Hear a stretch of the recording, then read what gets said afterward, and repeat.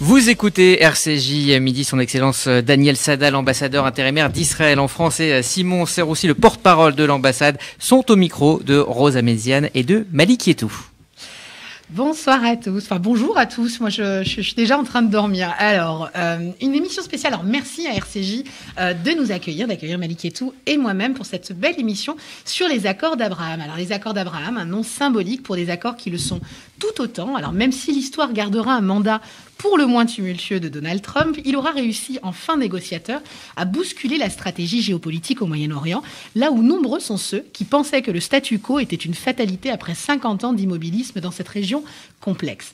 Donald Trump, ce président décrié jusqu'au dernier jour de son mandat, a tenu bon dans sa volonté de ne pas faire la guerre et, promesse de campagne tenue, ramener ses troupes sur son sol américain, ne souhaitant pas être le garant militaire d'un Moyen-Orient déchiré par les crises et les printemps arabes ratés, il s'est employé à redessiner la diplomatie de cette région qui passionne tant le monde pour tenter de créer les conditions d'une paix durable. Dans ce contexte sont nés les accords d'Abraham, tout d'abord 2 traités de paix entre Israël et les Émirats arabes unis, d'une part annoncés le 13 août 2020 et entre Israël et le Bahreïn, d'autre part signé le 15 septembre 2020 à la Maison-Blanche à Washington, accompagné d'une déclaration tripartite signée par le président américain en tant que témoin. Ces accords sont suivis en octobre 2021 d'un accord de normalisation des relations diplomatiques entre Israël et le Soudan, puis récemment, en décembre, de l'annonce d'un accord de normalisation des relations diplomatiques entre Israël et le Maroc, 2 pays dont les communautés en France sont particulièrement représentées. Alors, quelles sont les opportunités économiques et humaines dans ces 2 pays? Quels sont les changements géopolitiques que l'on peut espérer dans cette région? On tente d'y répondre sur RCJ, avec à mes côtés mon comparse de toujours, Malik Yetou, pour animer cette émission. Bonjour, oui, Malik. Bonjour, ma chère Rose. Monsieur Daniel Saada, ambassadeur intérimaire de l'ambassade d'Israël en France. Bonjour, monsieur Saada. Enchanté, bonjour. Et Simon Serroussi, porte-parole de l'ambassade d'Israël en France. Bonjour, monsieur Serroussi. Bonjour à vous. Malik, je te laisse reprendre la main. Alors, peut-être ma première question, elle serait plutôt sur ce qui vient de se produire aux États-Unis, parce qu'on sait que cet accord a eu du sens aussi avec la diplomatie américaine, et de savoir qu'aujourd'hui, Donald Trump n'est plus le président des États-Unis, que Joe Biden vient de reprendre cette présidence. Est-ce que ça aura du changement sur les relations, peut-être, avec le Maroc, entre Israël et les États-Unis? Monsieur l'ambassadeur. Alors oui, il y a eu un changement aux États-Unis. Les présidents ont changé, les administrations ont changé, mais l'engagement américain pour la normalisation et la paix au Proche-Orient reste intact, il reste indemne. Le style a changé.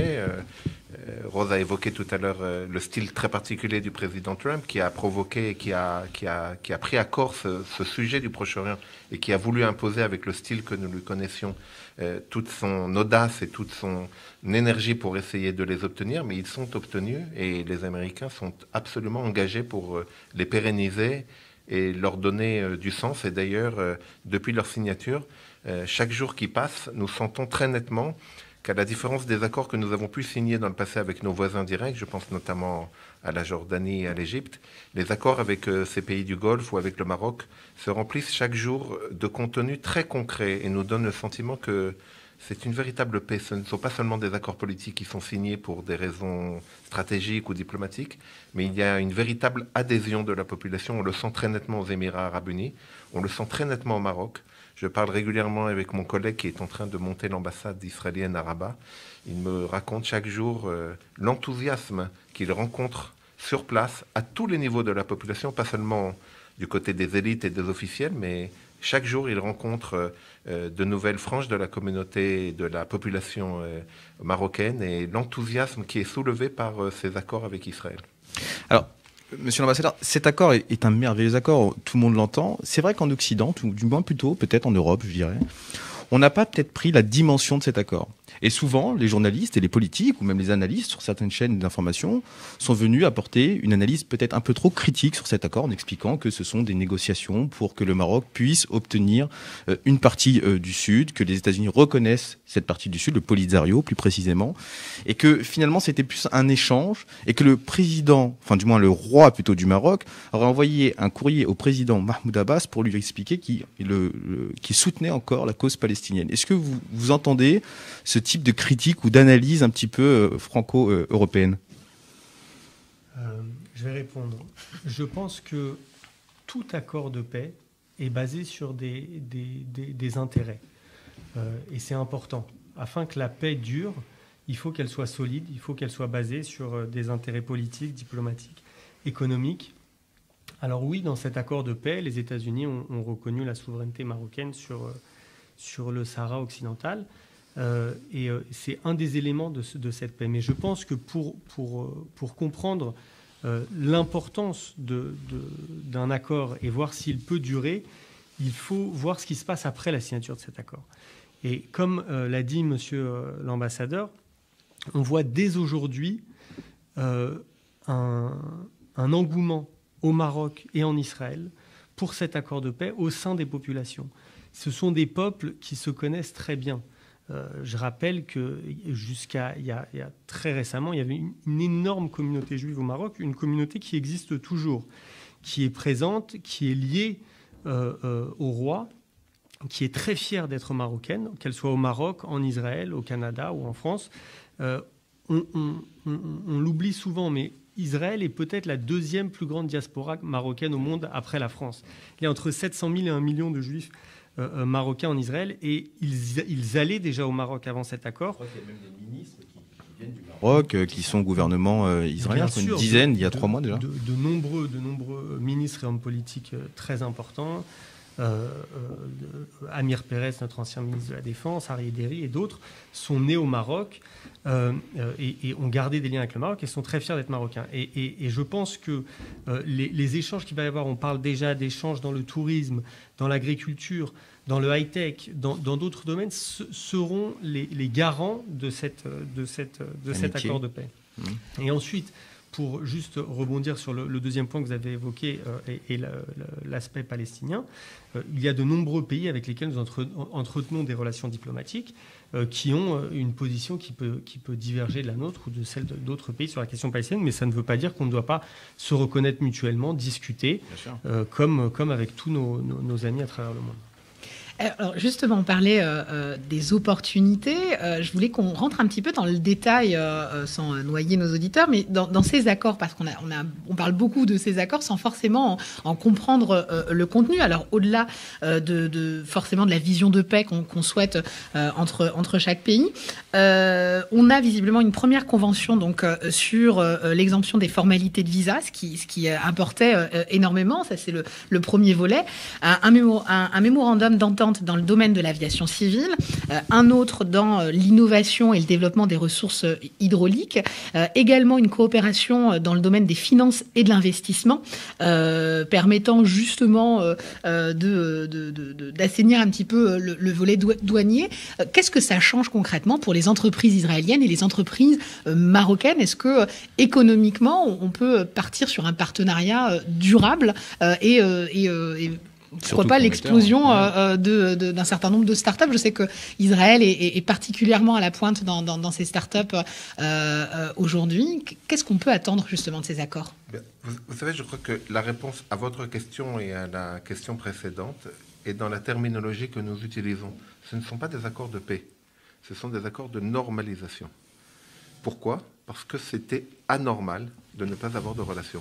Comme l'a dit notre porte-parole, Simon, nous avons des relations avec des pays avec lesquels nous ne partageons pas la même vision de la résolution du conflit. Je pense notamment à la France. Et ça n'empêche pas à la France d'avoir des relations d'amitié, de partenariat très étroits avec Israël, en même temps qu'elle entretient des relations avec l'autorité palestinienne et un engagement que vous connaissez pour la résolution du conflit israélo-palestinien. Cela n'interfère pas. Donc avec ces pays du Golfe, avec le Maroc et avec d'autres pays qui, j'espère, rejoindront cet élan et cette dynamique, c'était anormal que nous n'ayons pas de relation parce que l'un n'est pas sur le compte de l'autre. Et nous allons sans doute rebondir aussi sur la question que vous avez évoquée au départ par rapport aux communautés qui se trouvent ici sur le sol français et le sol européen et les conséquences que ces accords ont. Il y a un symbole très fort de dire on arrête une situation qui est anormale parce que nous n'avons jamais eu le moindre conflit avec le Maroc, avec Bahreïn, avec les Émirats arabes unis et avec d'autres pays avec lesquels nous n'avons pas de relations diplomatiques. Et c'est une situation qui n'est pas normale, donc il faut la normaliser. Donc à partir du moment où nous la normalisons, alors il y a évidemment le symbole, mais il y a également ce qu'on a évoqué, les intérêts convergents. Le Maroc est un pays de tradition agricole, par exemple. Donc l'accord que nous sommes en train de négocier dans le domaine de l'agriculture est très important parce que vous connaissez les prouesses de l'agriculture israélienne, basée à la fois sur de la haute, mais aussi de la basse technologie. On rappelle souvent, vous savez, les techniques d'irrigation du goutte à goutte que nous avons initiées, inventées et développées, ce n'est pas du high-tech, c'est du low-tech. C'est tout simplement quelque chose de très facile qui peut être exporté, dont l'expertise est très simple et qui permet de résoudre des problèmes, notamment en matière de réserve d'eau et d'irrigation. Donc cela montre bien qu'il y a énormément de possibilités. Le Maroc a énormément de terres et a énormément de potentiel en matière agricole, avec lequel l'expertise israélienne pourrait permettre à ce pays de décoller et de devenir, j'ai cité un jour le ministre marocain de l'agriculture qui parlait de son rêve de faire du Maroc le grenier du Maghreb. Eh bien, grâce à l'expertise israélienne et grâce à la coopération, c'est peut-être un rêve qui pourra prendre réalité très vite. Vous avez cité l'accord que nous avons signé, le mémorandum que nous avons signé dans le domaine des conventions fiscales et de l'investissement, de la protection des investissements. Il y a déjà, je n'ai pas le chiffre actuellement, je voulais l'avoir, mais je n'ai pas réussi à l'avoir pour cette émission. Je l'ai pour les Émirats arabes unis. Il y a déjà 1200 sociétés israéliennes qui se sont enregistrées aux Émirats arabes unis. Je n'ai pas le chiffre exact pour le Maroc. Il y en a. On parle déjà de plusieurs centaines. Ça veut dire qu'il y a une véritable volonté des acteurs de la vie économique, des entreprises des deux côtés de vouloir communiquer, collaborer, coopérer pour avancer et partager ensemble ces expertises que nous avons. Vous savez, Israël est un pays qui a développé un très haut niveau de technologie. 2020 a été malgré tout, malgré le Covid, a été une année assez intéressante puisque nous avons enregistré un record en matière de levée de fonds pour des startups en Israël, près de 10 milliards de dollars. C'est énorme malgré le Covid. Cette année 2021 s'annonce déjà très belle avec 1,5 milliard de levée de fonds rien que pour le mois de janvier 2021. Donc nous avons un potentiel qui est reconnu par nos partenaires régionaux. Et nos partenaires régionaux comprennent aujourd'hui que ne pas coopérer avec Israël, c'est une erreur fondamentale pour eux. Vous savez, les pays du Golfe comprennent aujourd'hui la nécessité de la diversification de leur économie, parce que la manne pétrolière, on le sait, est en train... Une durée limitée. Hein. Une durée limitée, mais également les questions d'énergie, de transition énergétique, etc., deviennent aujourd'hui la règle. Et de plus en plus difficile d'envisager un monde demain avec le pétrole, comme cela s'est passé dans la dernière partie, dans les dernières décennies. Donc, vous avez évoqué l'eau. Vous savez que dans le domaine de l'eau, nous avons signé un accord avec les Émirats arabes unis pour coopérer. C'est justement une entreprise française. On ne le sait pas. C'est Énergie, c'est EDF Énergie, EDF Renouvelable, qui est dont la filiale israélienne est le partenaire pour lancer ce grand projet hydraulique que nous allons mener aux Émirats arabes unis. Voilà. Donc beaucoup de projets très concrets qui expliquent pourquoi je disais tout à l'heure que cette paix, cette normalisation s'annonce sous de très très beaux augures. Si vous nous rejoignez, je vous rappelle que vous écoutez RCJ et que Daniel Sada, ambassadeur intérimaire d'Israël en France, et Simon Sroussi, le porte-parole de l'ambassade d'Israël en France, sont au micro de Rose Améziane et de Malik Yetou. Alors, peut-être une question pour vous, monsieur le porte-parole. Le monde bouge, le monde change. On a parlé d'accord de paix, c'est une certitude. On a parlé aussi de normalisation, parce que c'était anormal, et c'est bien de le préciser. Mais c'est aussi historique. Et le sens du mot historique prend toute sa dimension dans cet accord. Mais, il y a un mais, et peut-être là je vais parler encore un peu de la France. Pourquoi la France n'a pas joué ce rôle, alors qu'il y a une forte communauté marocaine en France, que c'est l'un des pays qui a l'une des plus grandes diplomaties aussi, que c'est un ami d'Israël, que c'est un ami du Maroc. Pourquoi la France n'a pas joué son rôle aussi ? Et cet accord n'aurait peut-être pas dû être signé à Paris au lieu de Washington. Alors, comme vous le dites, c'est un moment historique. Et avant de répondre exactement à cette question, je voudrais vraiment mettre l'accent là-dessus. Il faut rappeler qu'on sort d'une décennie terrible pour le Moyen-Orient. Les printemps arabes se sont souvent, malheureusement, transformés en hiver islamiste et avec des guerres civiles, bien sûr. Nous avons eu des centaines de milliers de morts en Syrie, au Yémen, en Libye. Et pour la première fois, il y a un espoir. Et on a tendance à l'oublier. On a tendance à mettre l'accent sur les problèmes de cette région et pas sur les aspects positifs qui en sortent. Et cette fois, nous avons 4 accords entre des pays qui, de manière anormale, comme vous le répétez, ne se reconnaissaient pas auparavant et qui maintenant sont en paix. Des populations qui se rencontrent, des investissements qui sont faits, et c'est quelque chose d'exceptionnel et il faut le rappeler. Et nous appelons bien sûr toute la communauté internationale à se joindre à s'inscrire, et à s'inscrire dedans. C'est quelque chose de très important. Et nous espérons que la France, qui bien sûr a soutenu ces accords, nous accompagnera pour aller vers d'autres accords avec d'autres pays dans la région. J'en suis sûr.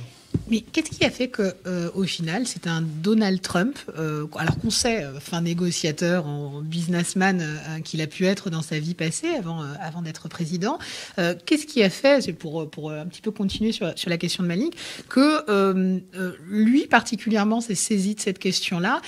C'est pas rien, 4 accords sur la fin de son mandat quasiment. Donc c'est une véritable prouesse qui a été saluée, avec un pays qui n'est pas anodin, le Maroc, qui est quand même l'une des puissances quand même sur le continent africain. Pourquoi ce qui a fonctionné avec Trump n'a pas pu fonctionner avec les autres? Est-ce qu'aujourd'hui, quand on arrive à faire du business ensemble, on arrive à créer les conditions de la paix?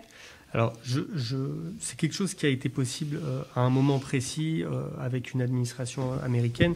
Est-ce que si ça avait été un autre président, ça aurait été différent? Je ne peux pas vous le dire. C'est évident que le président Trump était extrêmement investi pour avancer, mettre en avant ces accords, les réaliser. Il y a de nombreuses raisons. Il y a l'implication historique américaine dans des accords de paix au Moyen-Orient. C'est les Américains qui ont permis les accords de paix avec l'Égypte, les différentes négociations avec les Palestiniens, que ce soit Camp David ou autres, ou Annapolis par exemple. Donc historiquement, les Américains sont présents dans les négociations de paix au Moyen-Orient. Je pense aussi que, c'est important de le rappeler, il y a une menace importante au Moyen-Orient aujourd'hui qui préoccupe les Américains, les Israéliens et nos amis des Émirats, du Bahreïn, qui est l'Iran. Et je pense que ces accords, en partie, c'est une des raisons, il y en a de nombreuses, mais s'inscrivent aussi dans une alliance stratégique qui est bien sûr soutenue par les Américains et dirigée par les Américains contre l'Iran qui menace de nombreux pays dans la région à travers des groupes terroristes qui sont financés dans la région, à travers un programme nucléaire. Et donc, je pense que c'est tous ces éléments qui ont fait que ces accords ont pu voir le jour et ont pu être mis en avant par l'administration américaine. Monsieur l'ambassadeur, peut-être une question plus diplomatique. On se rend compte que, au-delà de tous ces accords et de la situation du Moyen-Orient, qui est une situation très complexe, bien compliquée, que nous, en France, pour ma génération, entendre parler d'Israël, c'était autour du conflit israélo-palestinien. Ce qui est triste, mais aujourd'hui, maintenant, on entend parler d'Israël grâce à sa campagne de vaccination, à sa médecine, aussi à l'high-tech, à sa technologie. Mais ma génération a été vraiment frappée par le conflit israélo-palestinien. Cet accord est un accord historique et de paix. Est-ce que Israël va continuer dans cette lancée de continuer des accords de paix avec d'autres pays, peut-être dans la région, d'autres pays aussi peut-être musulmans? On savait que le conflit israélo-palestinien cristallisait les relations avec les pays arabes, que cet étau vient de se relâcher grâce à Bahreïn, aux Émirats arabes unis, au Maroc. Imaginons-nous un traité, parce qu'il y a aussi une communauté juive encore présente en Tunisie. Est-ce que ce traité va peut-être encore s'étendre aussi en Tunisie? Et pourquoi pas l'Algérie, même si on connaît les relations qui sont tendues entre Israël et l'Algérie? C'est notre souhait le plus cher. C'est vraiment d'abord notre intérêt, notre volonté et notre souhait le plus cher, parce que, comme je le disais tout à l'heure, il n'y a absolument aucune raison de ne pas entretenir des relations avec tous ces pays avec lesquels nous n'avons absolument aucun différent, ni territorial, ni politique, ni économique, ni démographique, ni d'aucune autre, dans aucun autre domaine. Nous avons énormément à partager. Et je crois que ce qui a constitué, comme vous l'avez dit, pour votre génération, mais également pour l'inconscient collectif dans le monde arabo-musulman, ce qu'on avait appelé l'unité du monde arabe face à Israël. Mais je crois que 73 ans bientôt sont passés depuis la création de l'État d'Israël. Et je crois qu'enfin, on a compris que c'est une réalité. Je ne sais pas s'il y a eu un rêve ou non de la part du monde arabo-musulman d'effacer Israël de la carte, mais en tout cas, il semble réellement qu'aujourd'hui ce rêve ne soit plus matériellement possible et qu'une grande partie des pays du monde arabe ont compris qu'Israël est là, que nous ne disparaîtrons pas, qu'on n'allait pas nous jeter à la mer et que nous sommes non seulement bien présents, mais qu'en plus, nous avons développé une économie performante, nous avons des expertises dans le domaine de la technologie, nous sommes devenus une puissance en matière d'innovation et qu'il faut savoir composer avec nous. Donc, comme l'a dit Simon en introduction, il y a les intérêts qui sont en jeu et ce sont ces intérêts qui conduisent également à avoir une politique souvent beaucoup plus réaliste et qui, à mon avis, ont conduit aussi ces pays grâce à l'audace du président Trump à signer ces accords et que nous espérons qu'ils pourront se développer. Et nous, en France, je crois que nous avons un rôle particulier, qui est celui que vous venez d'évoquer. Ça veut dire de saisir ces accords pour leur donner un contenu, pour essayer de faire passer ce message que si Marocains et Israéliens s'entendent, si Marocains et Israéliens coopèrent, collaborent, avec enthousiasme, avec joie, avec beaucoup de bonne volonté, il n'y a aucune raison que ceux qui se trouvent ici sur le continent européen ou ici sur le sol français continuent à entretenir des dynamiques de confrontation et souvent de haine inutiles. Donc je crois que c'est le rôle à tous que nous devons jouer. Je fais le tour en ce moment de beaucoup de partenaires français pour essayer de trouver et de mettre en place des partenariats triangulaires. Je travaille beaucoup avec les pouvoirs locaux. J'ai eu l'occasion d'intervenir auprès de France Cité Unie pour essayer d'utiliser les jumelages existants entre des villes françaises, des villes israéliennes et des villes marocaines pour créer autour de ces jumelages de beaux projets triangulaires. Nous travaillons avec Bordeaux, Ashdod et Casablanca, avec Nice, Fès et Natania, d'autres villes françaises qui ont également des partenariats établis avec des villes des deux côtés pour que nous puissions aller de l'avant, nous appuyer sur tout ce que représentent ces jumelages au sens très concret du terme, des échanges de jeunes, des échanges d'entreprises, des échanges culturels pour permettre justement à donner ce sens ici en France et à montrer. D'ailleurs, nous recevons beaucoup de courriers à l'ambassade d'amicales, d'associations des communautés marocaines qui s'interrogent beaucoup sur comment se rapprocher à la fois d'Israël et de projets de coopération. Donc je suis très confiant pour qu'on puisse saisir l'occasion de ces accords pour leur donner un contenu ici en France. Et en même temps, le fait d'avoir isolé le problème conflit israélo-palestinien, c'est ce qui vous a permis de créer des accords de paix, des accords économiques, mais en même temps, sur le préambule, la question palestinienne est soulignée. Aujourd'hui, donc sur le préambule du traité de paix, on fait état du conflit israélo-palestinien, on rappelle la nécessité d'une paix israélo-palestinienne en reprenant donc du coup les accords égyptiens en 79, israélo-jordaniens en 94, en affirmant que les deux parties du traité reconnaissent que les peuples arabes et juifs sont les descendants d'un ancêtre commun, Abraham, et aspirent à favoriser une vision réaliste d'un Moyen-Orient où vivent musulmans et juifs et chrétiens, peuples de toute confession, dénomination, croyance et nationalité, dans un esprit de coexistence et de compréhension mutuelle et de respect mutuel. Donc, même si le fait d'isoler le conflit permet de nouer des liens, on rappelle à quel point il est nécessaire aussi de remettre au devant de la scène quelque part cette cause palestinienne qui semble pour certains être le parent pauvre de ces accords. Donc est-ce qu'on peut imaginer un retour aux négociations sur la cause palestinienne ? Je ne suis pas sûr qu'il y ait eu l'isolement de la relation avec les Palestiniens. Simplement, ce que nous avons essayé, le message qui a été passé à travers ces accords, c'est de dire que l'un ne doit pas se faire sur le compte de l'autre.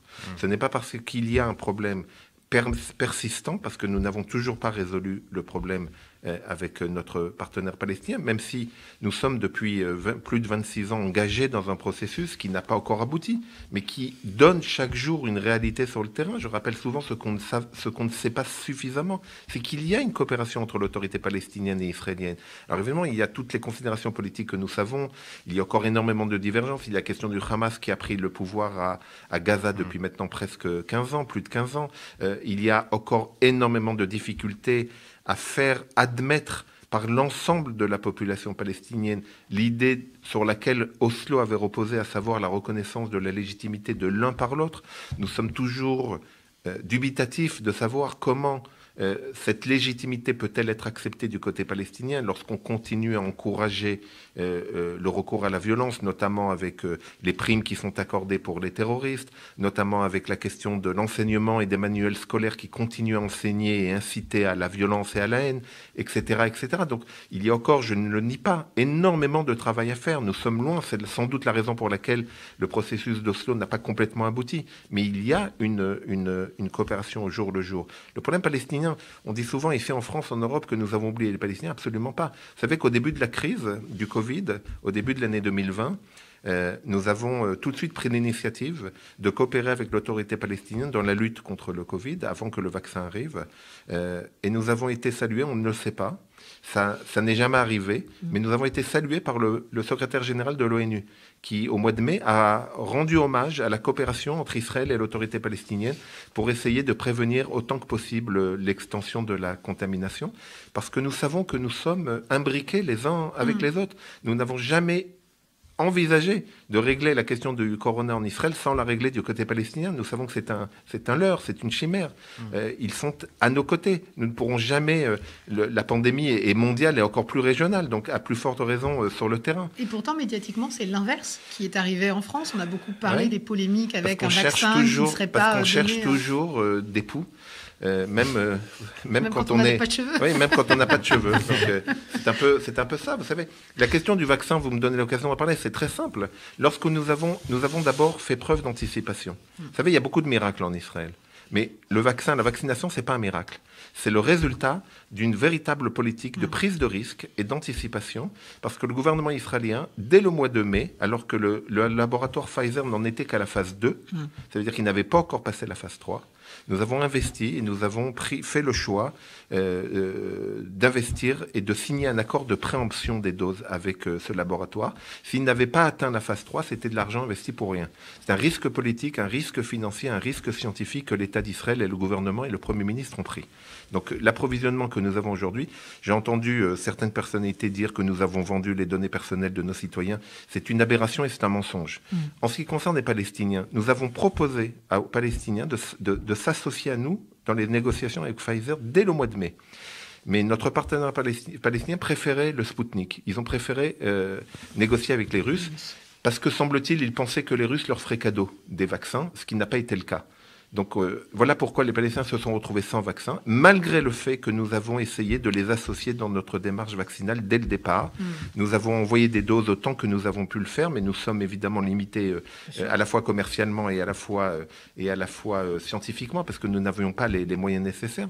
Mais il n'y a jamais eu une volonté en Israël d'essayer de laisser de côté les Palestiniens. Au contraire, nous avons tout de suite compris l'enjeu sanitaire important pour nous, parce que si les Palestiniens ne sont pas vaccinés, le virus reste aux portes d'Israël. Donc c'est une aberration.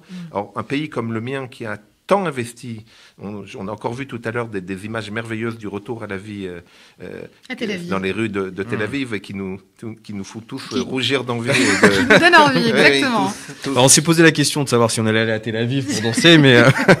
Oui, malheureusement, c'est pas encore le cas. Oui, c'est bien compris. La question, monsieur le porte-parole, dans ces cas-là, c'est plutôt, peut-on s'imaginer que Israël puisse demain, comme Nicolas Sarkozy l'avait souhaité, peut-être un accord de la Méditerranée, c'est-à-dire cette grande mer qui rassemble tous ces peuples de la Méditerranée, on a la même culture, Des fois, on a la même alimentation, on a la même J'aurais dit gastronomie. mais la même histoire. Et c'est pour ça que on l'a peut-être pas relevé, mais Abraham, ça a du sens peut-être dans cet accord. Alors je dis pas que c'est une dimension religieuse, mais je dis peut-être que ça a du sens parce que ça nous rappelle à vous et à nous nos racines communes, notre histoire. Sommes frères, cousins, peu importe, cette union sacrée que tout le monde rêve, que tout le monde souhaite. Est-ce qu'il est possible que des pourparlers puissent commencer avec la Tunisie ou j'imagine peut-être avec l'Algérie? Alors, regardez, je ne peux pas vous donner de détails exacts sur des négociations en cours. Et comme vous le savez, ce genre de choses se fait aussi toujours pendant longtemps en coulisses. Mais c'est pour ça que je vous pose quand même la question, hein, voilà, monsieur le porte-parole. Je suis obligé quand même je suis obligé de venir vous chercher dans les coulisses. Ce que je peux vous dire, c'est que l'État d'Israël veut élargir le cercle de pays musulmans avec lesquels nous avons des relations diplomatiques. Comme vous l'avez dit, il y a des liens culturels très forts. Il faut rappeler qu'il y a quelques décennies, il y avait encore d'énormes communautés juives dans toutes ces villes de Méditerranée, dans tous ces pays de Méditerranée. Il y a une culture du Maghreb qui est très forte et très présente en Israël, de juifs tunisiens, algériens, d'origine marocaine. La nourriture est présente dans tous dans de nombreux repas de Shabbat en Israël. L'arabe tunisien, marocain est encore entendu dans les rues à Tel Aviv, à Jérusalem. C'est très important de s'en souvenir. Il y a une perception souvent qu'Israël est une émanation de l'Europe au Moyen-Orient. Israël est un pays juif d'un peuple qui était dans de nombreux pays du Moyen-Orient jusqu'à il y a très peu de temps. Il y a une vraie culture qui est présente. Et donc, c'est tout à fait logique que nous arrivions à des accords, et nous l'espérons vraiment avec d'autres pays dans la région. Pour revenir juste sur les Palestiniens, je pense que ces accords d'Abraham peuvent permettre justement de renouer la confiance qui est nécessaire entre les deux parties pour arriver à un accord. Notre ancien Premier ministre et président, Shimon Peres, disait le conflit, il y a une bonne nouvelle et une mauvaise nouvelle concernant le conflit israélo-palestinien. La bonne nouvelle, c'est qu'il y a de la lumière au bout du tunnel. La mauvaise nouvelle, c'est que pour le moment, il n'y a pas de tunnel. Et pourquoi il disait ça? C'est que la solution est possible, on le sait tous. Oui. Maintenant, la question, c'est comment on y arrive. Et une des manières d'y arriver, c'est en créant de la confiance, en créant de la communication entre les deux peuples. Et quand Israël fait des accords avec des pays du Moyen-Orient, avec des pays importants du monde arabe, que les Israéliens vont se retrouver en vacances à Dubaï et vont manger à une table à côté de Libanais, d'Irakiens, et que pour ces gens-là, un Israélien ne sera plus un espèce de fantasme d'ennemi sanguinaire, comme malheureusement ça peut être le cas, mais quelque chose de très concret avec qui on communique. Je pense que ça peut changer la perception du monde arabe vis-à-vis d'Israël, changer la perception aussi des Palestiniens et nous aider et nous permettre d'arriver à un accord qui, comme l'a dit l'ambassadeur, et je le répète, est quelque chose que nous souhaitons fondamentalement et qui est un objectif de tous les gouvernements israéliens depuis la création de notre État. Est-ce qu'il faut que la France essaye de s'engager plus sérieusement dans la paix avec ces pays, avec Israël, c'est-à-dire essayer d'être le trait d'union? On connaît la grande diplomatie de la France. Elle a un rôle à jouer. La France a une relation particulière aussi avec l'Afrique, des fois peut-être même plus conflictuelle qu'avec l'État d'Israël, qu'avec les Marocains, quand on regarde un petit peu. Et aujourd'hui, notre pays est bouleversé par rapport à ses identités. On sait que les peuples s'aiment, on a la même communauté, on a la même culture, on l'a répété. Mais est-ce que la France joue véritablement ce rôle, monsieur l'ambassadeur, en tout cas pour faciliter les accords de paix entre Israël et des pays dans cette région? Écoutez, nous l'appelons de nos voeux, et je constate que la France s'intéresse de plus en plus à ces accords. Ils ont été salués. J'ai relevé au début de la semaine dernière, il y a eu la réunion à Paris de ce qu'on appelle le Forum d'Amman, qui avait été initié d'ailleurs par la France, et j'ai noté que le ministre des Affaires étrangères, M. Le Drian, a tenu lors de l'introduction qu'il a faite, a tenu à saluer ces accords d'Abraham comme étant un pas en avant dans la stabilisation du Moyen-Orient. Donc on sent très nettement aujourd'hui que du côté des autorités françaises, on prend en compte cet élément de normalisation comme étant un élément stabilisateur. Vous avez évoqué la Méditerranée avec tous les enjeux que nous connaissons aujourd'hui. Au-delà de ce que vous avez évoqué, il y a également aujourd'hui d'énormes enjeux énergétiques et stratégiques autour de la Méditerranée. Je me félicite que la France ait rejoint la semaine dernière le forum du gaz de la Méditerranée orientale. Nous l'avons acté, nous avons soutenu la candidature de la France pour qu'elle rejoigne cette structure. C'est extrêmement important parce que ce sont ces nouvelles entités, ce sont ces nouvelles coopérations régionales qui apportent ce contenu à ces éléments de stabilisation et de normalisation. Parce que, comme je l'ai dit tout à l'heure, il y a évidemment la volonté politique, la volonté diplomatique, l'activité des uns et des autres, mais il y a également tous ces intérêts qui aujourd'hui émergent, la puissance de l'innovation israélienne, la puissance économique d'Israël, qui aurait pu rêver que 73 ans après notre existence, nous avons rejoint le club très fermé de l'OCDE. Nous avons fêté cette année, nous avons célébré cette année le 10e anniversaire de l'adhésion à l'OCDE. Nous avons entamé notre existence il y a, à l'échelon d'un homme, d'un individu, c'est rien 70 ans, mais alors imaginez à l'échelon d'un État, et nous sommes déjà... Même de l'humanité. Oui, tout à fait, tout à fait. Donc ça montre bien que ce sont ces intérêts nouveaux, les gisements gaziers qui sont aujourd'hui partagés en Méditerranée orientale, sont des éléments également qui attirent énormément d'intérêt de part et d'autre, et je suis convaincu de ce point de vue que la France voudra continuer à accompagner les processus et à les soutenir. Donc on peut imaginer dans quelques temps, alors si c'est Emmanuel Macron qui porterait justement cette nouvelle possibilité de négociation, ou peut-être aussi le roi du Maroc, qui a été quand même assez audacieux, parce que ce n'est pas rien, un pays maghrébin qui se lance dans ces accords de normalisation. Est-ce qu'on peut imaginer demain des négociations qui soient reprises un peu partout en Afrique, portées par Emmanuel Macron ou le roi du Maroc ? Vous savez, on m'a rapporté qu'au lendemain de l'annonce de la normalisation avec le Maroc, un grand quotidien marocain dont je n'ai pas le nom a consacré sa caricature, où il y avait un homme qui ouvrait sa fenêtre un matin qui disait « On a signé avec Israël hier, il ne s'est rien passé ». Donc c'est un peu ça l'idée. Ça veut dire que je crois que de plus en plus on comprend que oui, le geste a été courageux, le geste qui a été posé a nécessité beaucoup d'audace, beaucoup de courage, mais qu'en fin de compte, on revient au terme que j'utilise là, tout est normal. Et le fait que le Maroc entretient des relations avec Israël, l'équipe diplomatique marocaine est arrivée il y a quelques jours en traversant le pont Allenby, ils sont arrivés chez nous en Israël. Je crois qu'ils n'arrivent pas encore à se remettre de l'ampleur, de l'enthousiasme et de l'accueil qui leur a été réservé. Alors ils sont arrivés, ils ont traversé le pont. La première chose qu'ils ont faite, c'est d'aller à l'hôpital Adassa pour se faire vacciner. Et ensuite, ils se sont installés dans les bureaux provisoires qu'on a mis à leur disposition. Le nouvel ambassadeur des Émirats Arabes Unis, qui est arrivé la semaine dernière, alors c'est un record, on n'a jamais vu ça dans l'histoire diplomatique de mon pays. Il est arrivé et 2 heures après, il présentait ses lettres de créance au président de l'État.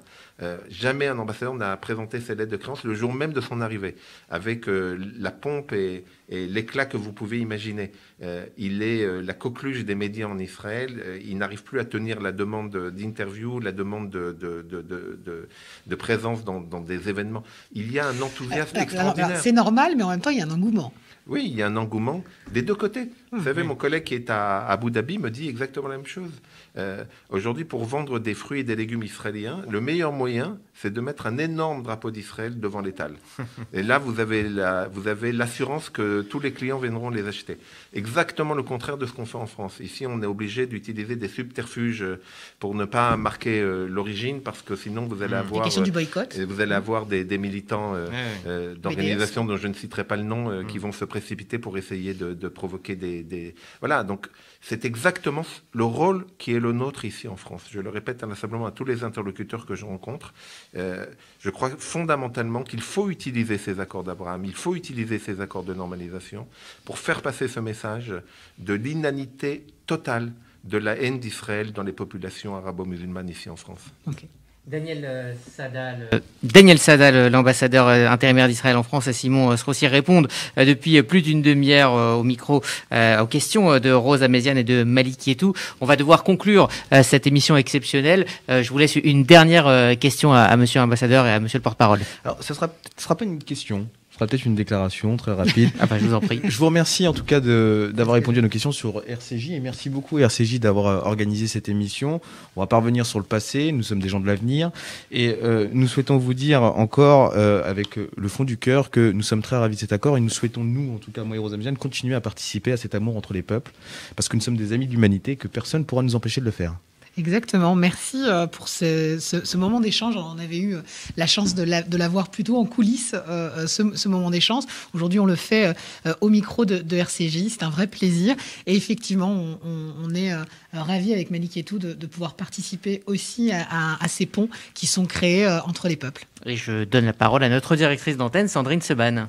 Merci Rudy. Oui, juste pour vous dire un petit mot, vous dire à quel point tous les quatre c'était absolument passionnant. Et puisque Malik a raison, nous sommes des gens d'avenir. Je vous fais la proposition en direct de venir régulièrement, je ne sais pas, peut-être tous les 2 mois, 3 mois, en fonction de l'actualité, avec Simon et Monsieur l'ambassadeur, si vous en êtes d'accord, pour échanger, parce que c'était absolument passionnant. Et je pense pour nos auditeurs et pour bien ce que nous souhaitons faire sur RCJ, comme vous Malik et comme vous Rose, faire que les choses avancent et que nous puissions aller très vite. Et au Maroc et en Israël, tous vaccinés.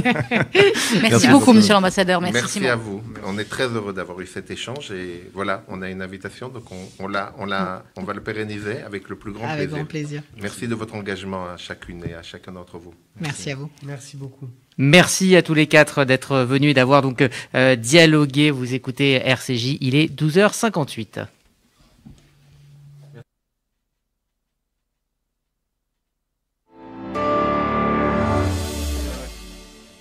Il y a des salles de bain qui font vraiment rêver. Bain et déco. Il y a des cuisines où l'on se prendrait volontiers pour un chef étoilé. Bain et déco. Et si c'était le moment de changer? Nos architectes et artisans qualifiés Bain et Déco conçoivent et réalisent votre projet de A à Z.